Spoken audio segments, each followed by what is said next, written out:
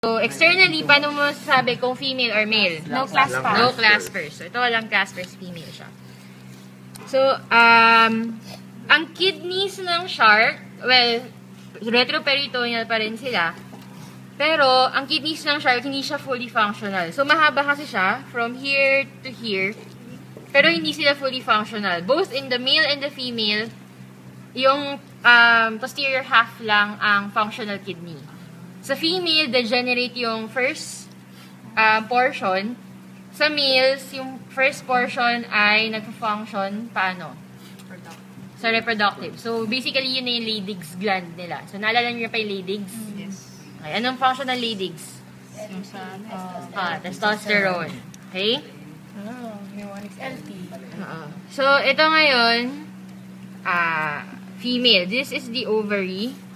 So, dun sa lumang specimen, ito kasi bagong shark to. Sa mga luma, dilaw siya.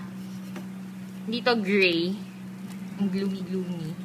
Ayan. And then, yung kanyang mesentery is your mesovarium. Okay? So, sa shark, yung egg nagda-travel outside the body. So, unlike yung sa cat, na ito yung ovary mo, ito na yung ostium, di ba? So, yung eggs, pag nirelease ni ovary, papasok agad sa fallopian, sa oviduct. Dito, lalabas mo na siya sa body. Aakyat siya sa may falciform ligament. Tapos, somewhere here, sa taas, andyan yung ostium. Hindi na natin siya makita. Mahirap na siya makita. So, dun sa taas, ito yung portion ng oviduct. Oviduct. Dun pa sa pinakataas. Kasi paired yan, di ba? Paired ang oviducts mo.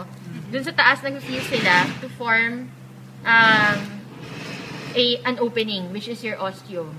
It is embedded sa falciform ligament mo. Okay? So, from the ostium, so pagpasok ng egg sa ostium, pasok na siya sa oviduct, may dadaanan siyang itong, nakikita niyo to?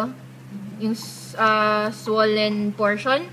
This is your shell or nidamental gland. The function is to coat the egg with a certain substance. So, alamin niyo ngayon kung bakit kailangan yun. Ma'am, posterior siya kay... Ostium? So, after ni ostium, dadaan siya sa oviduct. And then, yung nidamental or the shell gland. And then, bababa ulit siya dito sa fallopian tube. Bababa. Hanggang dito, itong swollen portion, ito na yung uterus. Okay, so yung uterus, paired din siya. 1 and... Nasaan na yung 2? Ito, masak nga. Okay, ito ovaries. So, bababa siya dito. Bababa siya. Tapos, mag-combine na sila dito. So, ito ngayon yung iyong... Itong sa taas yung coprodeum na sinasabi.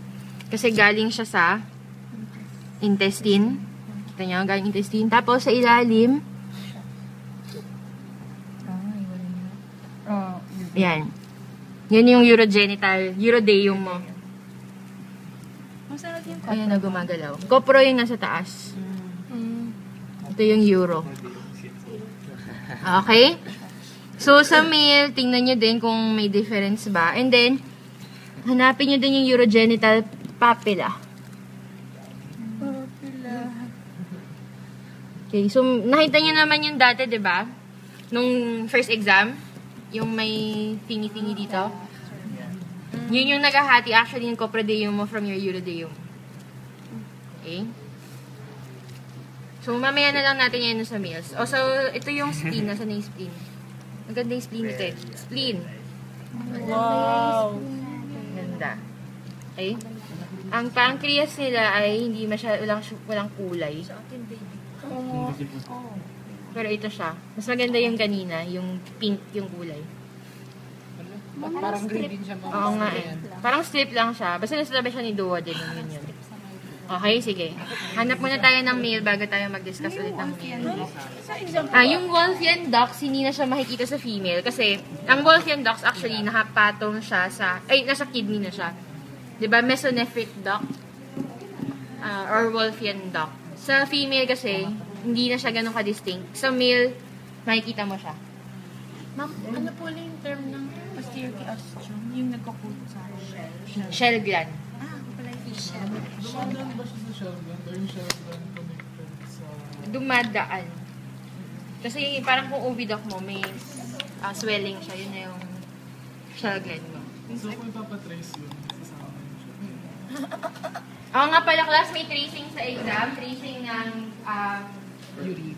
sperm, urine, and the eggs.